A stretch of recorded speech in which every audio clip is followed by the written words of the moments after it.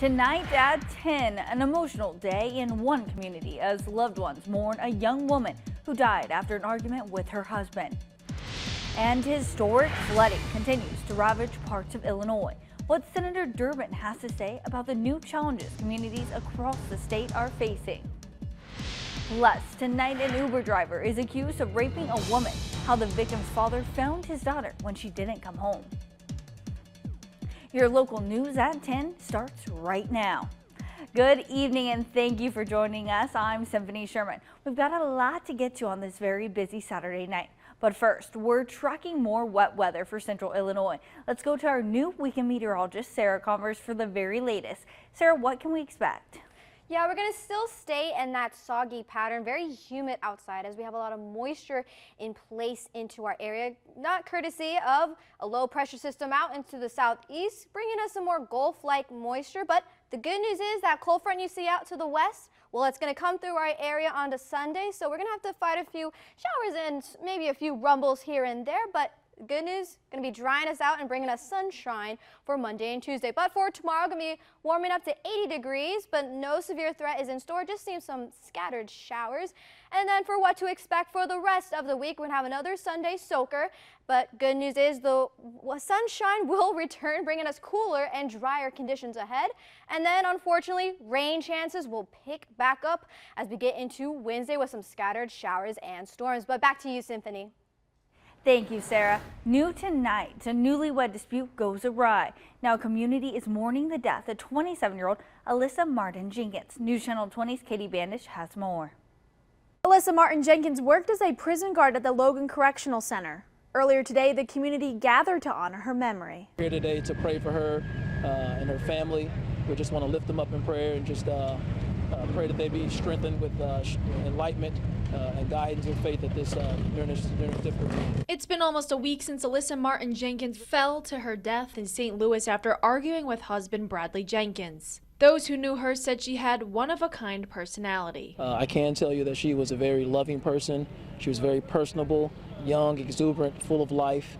She was loved, as you can see, by so many individuals. The streets were lined with community members, family, and co-workers who held up signs and pictures of Alyssa as a line of cars made their way from Logan Correctional Center to Frick Calvert Schrader Funeral Homes in Lincoln. She's definitely had deep sympathy, empathy, and compassion, not just for her fellow comrades and colleagues, but also for the ladies within our custody. It's important at this time to lean heavily on faith and just understand that man makes plans from his heart, but God establishes his steps. Alyssa's husband now faces domestic assault charges. For now, reporting in studio, I'm Katie Bandish. Back to you. Thank you, Katie. The couple was only married for 10 days. Other top stories tonight. 3 people from Illinois have died in a crash outside of St. Louis. The crash reportedly happened late Friday night on Interstate 44 in Franklin County. Investigators say a semi-trailer hit the left rear bumper of an SUV, causing it to overturn. The Missouri Highway Patrol says all 3 people in the SUV were ejected in the crash. All 3 were from Aurora, Illinois. No charges related to the crash were immediately announced. Justice for Ying Ying. Tomorrow marks 2 years since U of I scholar Ying Ying Zhang went missing. She was last seen waiting for a bus on campus. Authorities say she was kidnapped and killed by Brent Christensen. Authorities presume her dead, but her body was never found. Jury selection for Christensen continues Monday at the federal courthouse in Peoria. If convicted, Christensen faces a possible death sentence. People from across Illinois continue to deal with severe flooding. And just days after Governor J.B. Pritzker made a stop in Scott County, Senator Dick Durbin made a stop as well. Durbin was briefed on the current flood situation in the state as a whole, with the flood rivaling the river levels of 1993. Residents that live along the rivers are being impacted. Durbin says the recent flooding is especially challenging. So it's a special challenge. And it's a challenge, of course, when you put the water against the levees as to whether those levees will hold. There's just been a heroic effort, federal, state, and local, to monitor these levees along the Illinois and along the Mississippi River. This morning, he also made a stop in Alton, Illinois. Making headlines tonight, President Trump says tariffs on Mexican imports are suspended. He tweeted in part, quote, "I am pleased to inform you the United States of America has reached and signed an agreement with Mexico The tariffs scheduled to be implemented by the U.S. on Monday against Mexico are hereby indefinitely suspended. The decision capped 3 days of intense negotiations in Washington between Mexico and U.S. officials. Heavy rain in North Carolina causing flash flooding. The left driver stranded. Authorities say several inches of rain fell in less than 2 hours. Firefighters and police had to help several vehicles get out of high water. Police say you should never drive into moving water or drive around barriers of the road closed due to flooding. Also making headlines tonight, a father locates his missing daughter using a phone app after her Uber driver allegedly raped her. Keith Daniels with our sister station in Baltimore has the story. This is the Uber driver that Baltimore County Police say sexually assaulted a woman in Mays Chapel. Police arrested Joshua Robinson yesterday, and tonight he faces several charges, including rape and assault. Uber worked with us. They provided us records that showed who the driver positively was. We were able to match that with registration records from the car. Investigators say Robinson sexually assaulted the woman who had requested a ride Saturday night in the backseat of his car. Police say when the woman didn't arrive home on time Saturday, her father used a phone app to locate her. He found the car near Jennifer Road and West Timonium Road. He saw his daughter. She was visibly upset. He took his daughter home and called police. So the victim says that she was forced to give fellatio to the suspect, and also that the suspect attempted to try to have sex with her, to actually try to rape her. Luckily, the father came there. Who knows what would have happened if he would not have come there. That was Keith Daniels reporting. Joshua Robinson is charged with second-degree rape, third-degree sex offense, fourth-degree sex offense, and 2 counts of second-degree assault. Still ahead on News Channel 20 at 10. Still to come, we show you the unique competition law enforcement holds to ensure their police dogs are ready for anything. Plus, a heart-stopping rescue caught on camera. How witnesses were able to save an Illinois man from a burning car. And later in sports, we hear from the St. Louis Blues before Game 6 tomorrow night.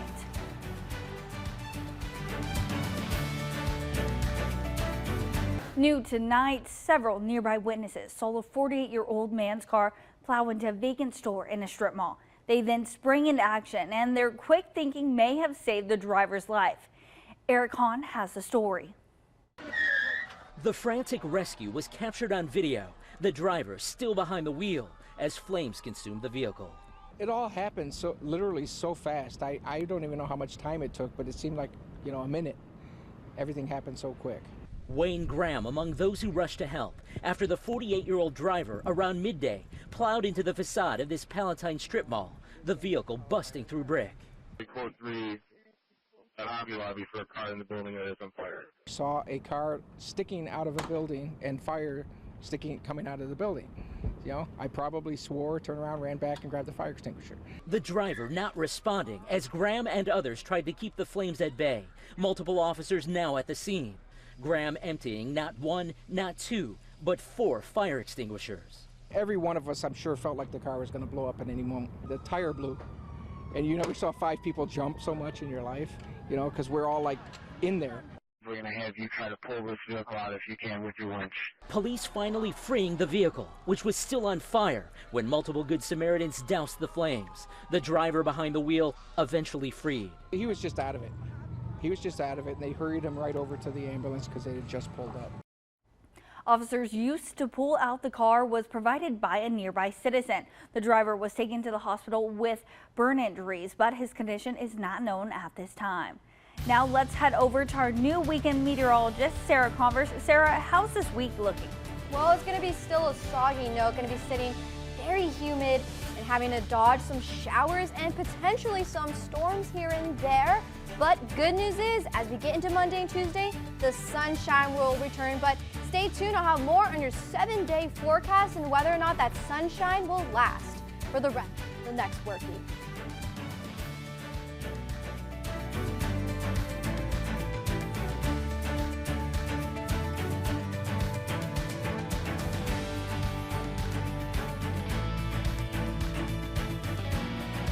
New at 10, it was a fight among law enforcement as canine officers from around the Midwest faced off, all to ensure they're ready for the field. You have to be dedicated to dogs. You have to be dedicated to put in extra hours. Being a canine officer is not an easy task. It's not like we just go home and put our duty belts away like other officers. We take care of the dogs. They live with us. We feed them. We do everything. We're their life. On Saturday, officers from all around the Midwest had a chance to show off their hard work. It was for Canine Regionals, a competition for all Midwest departments. Dogs have to jump through windows and all that, so we get graded and all that this weekend to make sure that our dogs are proficient enough to perform their tasks. Each canine was put through a series of tests, like this box test. You can see a person climbing into the box to hide. It was then the canine's job to track the suspect. For a canine, being able to effectively locate a suspect is vital due to the dangerous situations they face daily. We get to go on all the hot runs, burglaries, break-ins, robberies, anything like that. And the best part about it is that we bring a tool to all these situations that departments wouldn't normally have. The tests also check to see how fast each dog can move, because when it comes to hunting down a dangerous person, timing is everything. The training will continue tomorrow. They'll then receive their USPCA certification. Now let's head over to our brand new weekend meteorologist, Sarah Converse. She joins us from Florida. Sarah, how's the weather here compared to there? A little bit quieter because during the summertime we have a lot more storms setting up, especially in that 2 o'clock hour. They're called the sea breeze storms, that we call in Florida. But other than that, not too bad here. I'm actually liking the temperatures here. Yeah, it was a really nice start of the day. Beautiful weather. I really liked it, but then it got wet. Yeah. So what can we it expect got pretty for the week? humid out there too. We're going to continue staying humid. Right now, for this evening, we're sitting at 75 degrees. The winds calm down at 9 miles per hour coming from the east-northeast. And here's our Doppler radar. There you can see those showers that came through earlier today, and they were fueled mostly by this low pressure system out into the southeast, bringing up more Gulf moisture. But the good news is this cold front you see out to the west, well, that's going to be coming through our area on to Sunday, but we have to dodge a few showers here and there, but it's going to be drying us out. So tracking out those showers Monday morning as you're heading off to get some breakfast or church, may run into a few sprinkles, maybe a few rumbles here and there, and even into the afternoon time could see some stray showers overall and even into the evening time as well. But the good news is you can see dry conditions come out behind it. Sunshine returns for Monday and into Tuesday. So definitely those 2 days are the best day to go out, because as we get into Wednesday, rain chances will start picking back up. So if you're going to go walking your dog as you're waking up at 7 a.m., 67 degrees for that morning time, and then warming up to 79 degrees, but having to dodge those showers and maybe a few rumbles. So make sure if you hear thunder roar, you go indoors and make sure to stay safe. But for your 7-day forecast, Sunday's going to be where we're going to see most of that rainfall. But once we get past all that rain, Monday and Tuesday, sunshine will return for the next work week. And it'll be very easy, though, on Monday. So make sure you hold on to your hat if you're going out. But then as we get into Wednesday, that's really going to be making sure we keep our eye to the sky. Storms come into the forecast. And then Thursday and Friday may hang on to a few showers here and there. And then some beautiful temperatures cooling us down as we get into the next work week.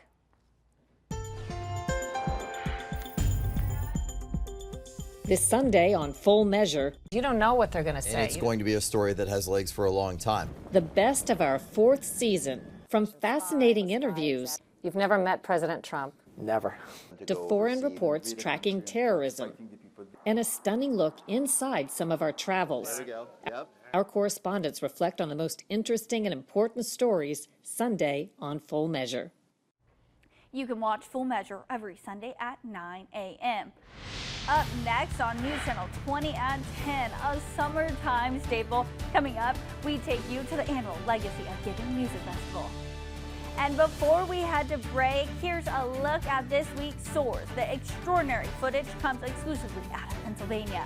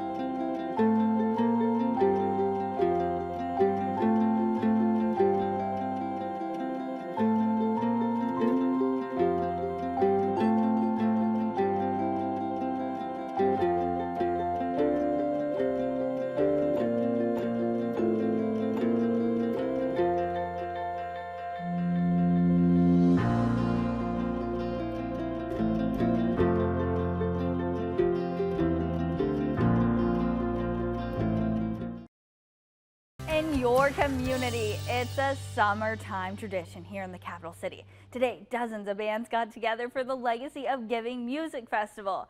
The event started yesterday at the Old State Capitol and featured over 60 bands across 5 stages, food trucks, and more. One organizer tells us this big festival is a community effort. We really appreciate the entire community support from the city of Springfield to our bands that come from across the state and across the region, to our food trucks, to our vendors. Everybody really does pitch in on this, and it shows in the results. The best part, all proceeds from the event go to local charities. Today was a Susan G. Komen's More Than Pink Walk. The event kicked off at 5 and attendees got to enjoy music, food, and informational presentations. The walk then started at 7, followed by a fireworks display. One volunteer says this isn't just a walk, it's a celebration.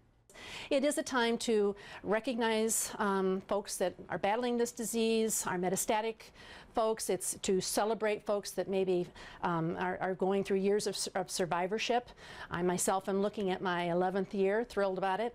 But it's also a time to come together and recognize that together we are making a difference and we're fighting this fight. Money raised tonight will help fight against breast cancer. Hundreds came out to watch talented dogs compete in this year's Wild Paws Fest. It was a day of family fun that featured shows by the Canine Disc Dog Team, a rescue dog show, music, a vendor fair, and much more. Organizers say this is the first year for the event and they're excited about its potential. They say they had a good turnout, but they don't know how much money to expect from it. We don't know. I mean, we don't really have an expectation. We want to make some money, but we want everybody to understand why we're here and what we're doing and what our mission is. The money from the event goes towards Wild Canine Rescue, the Helping Paw Project, and Canine Area Rescue and Transport. Great Saturday night baseball in the majors today. If you're a Cubs fan, not so much if you're a Cardinals fan. And of course, for White Sox, we did pretty good tonight too. I got all those highlights, and then of course, we're going to check in with the Springfield Sliders. They were on the road today to see how they did, fighting through rain down in Missouri. All that and more right after the break. Let's talk about the fact that I'm done with this rain. Yeah, very true. Very yeah, true. Sunday's going to be really the last day, and even then, it's just going to be really hit or miss with the showers, maybe a few rumbles here and there. So unless you're the Wicked Witch of the West, then maybe that's not the good day to go out. But Monday and Tuesday, those are the best days when sunshine will return. Then we're going to have to keep an eye out for Wednesday, though, because that's when the rain's going to, unfortunately, come back. Maybe that's the day I should hibernate. All right, thank you for joining us tonight. That is our time for News Channel 20 at 10. We'll see you tomorrow.